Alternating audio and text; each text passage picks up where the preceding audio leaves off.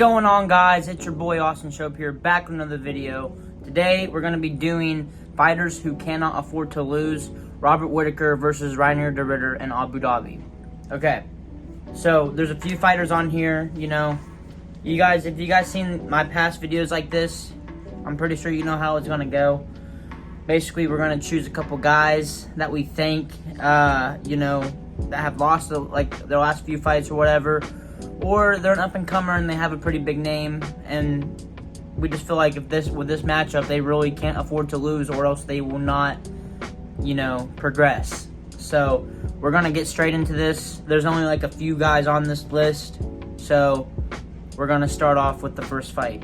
We're going to start off with our first fighter, Shara Bullet Magomedov. You know, he is an up-and-comer. He's only like 15-1. He lost, I don't know if it was his last fight or the fight before, but he lost to MVP, you know, which is a understandable, like, loss. I'm not saying Shara's bad or anything. I just feel like he really needs to beat Marc-Andre Barrios in order to get back on, I don't know, a contention reign, I guess, or whatever you want to call it. He's not even a contender yet, but no, he was whenever MVP beat him. So if he wants to get back in the rankings or get another ranked fight, I think he needs to win this fight against Marc-Andre Barrios in good, crazy fashion. I don't know. He needs to get a knockout, and if he can't get the knockout, he just needs to put style points on him to really, I guess, get Dana's attention. That's my thought. So that's the honorable mention. It's not really a part of the list, but that's one fight I was like, okay, this could make the list, but with how new Shara is to the UFC, I guess, he still has time to build, and his father time ain't really knocking on his door right now. So it is what it is. But that's my honorable mention. All right. So our next guy, Bryce Mitchell. Okay, this guy cannot afford to lose this weekend. Okay, he's 17-4, which is a really good record. You know, he wasn't bad at featherweight. I seen his picture from whenever he was at featherweight compared to his bantamweight, you know, picture. It's the type of thing where it's, you know, if the guy just went down a weight class, he really only needs to cut like another 10 pounds, 10, 15 pounds, and a lot of the times that's where they really shine, dude. You know what I'm saying? So, I mean, let's think about it like this, but it's the opposite, right? Robert Whittaker, for example, at one point he was a welterweight. Now he's a middleweight. You know, he went up and he's doing a lot better than he would be at welterweight. Same thing with Sean Strickland. You know what I'm saying? This is the opposite. You know, Bryce Mitchell was going up against bigger guys at featherweight, a lot harder hitters and stuff. Yeah, bantamweight is a really competitive weight class, but can he crack the top 10? I think he can. I think Bryce Mitchell can crack the top 10 in the bantamweight division.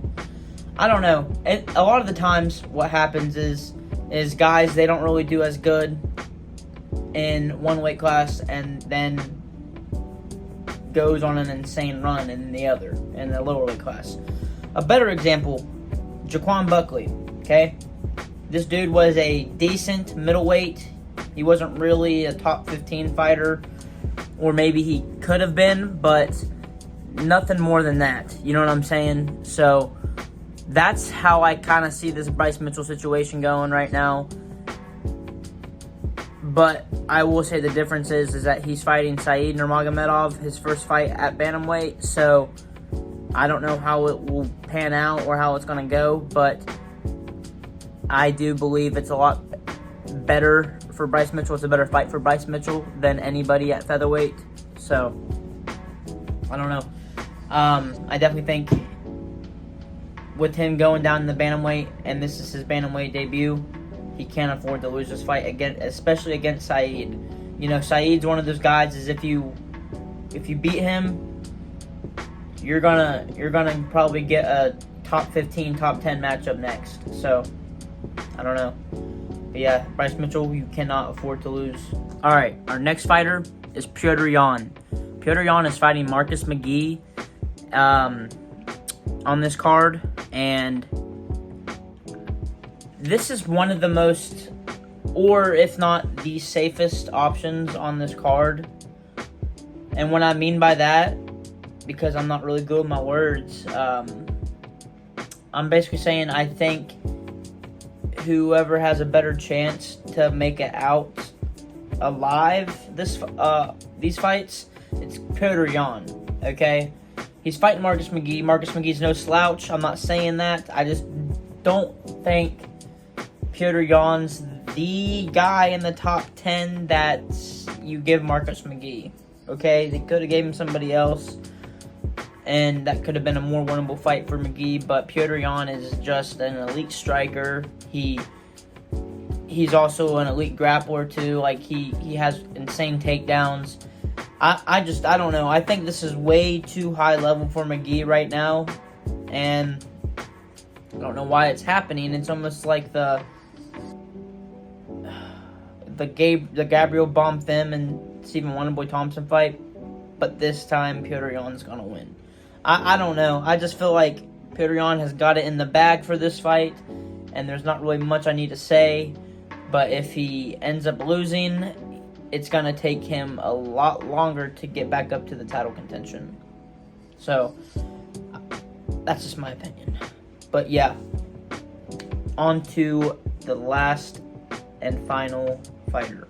Alright guys, before we get into this last fighter, let me know in the comments if I've missed anything, if I missed a fight. Let me know. I like to know my mistakes.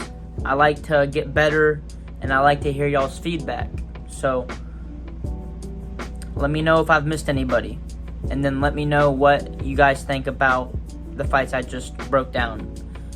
But let's get right into this very last fight. Alright, the final fighter on the list that cannot afford to lose this weekend is, drumroll please,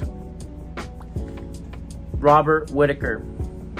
Who would have known? Anyways, what I'm going to say here is, Robert Whittaker's kind of like a weird situation. You know, we all know he's still really good. We all know that he could easily fight for a title now and put on a good fight. But the only problem is, and the only answer to the solution is that he keeps being fed dogs. He keeps taking fights he don't need to take. He keeps freaking taking huge risks. And I'm not saying RDR is a Hamzat. I'm not saying RDR is a Paulo Costa. I'm not saying that, dude. I'm not saying that at all. But RDR is a big fucking middleweight. He is huge for the weight class. And dude has really good jiu-jitsu. Not to mention that his striking is not bad. It's just weird. Kind of like Drakus. You know what I'm saying? So imagine that fight. That fight would be insane. Like, I don't know how that would be like a Looney Tunes fight, bro.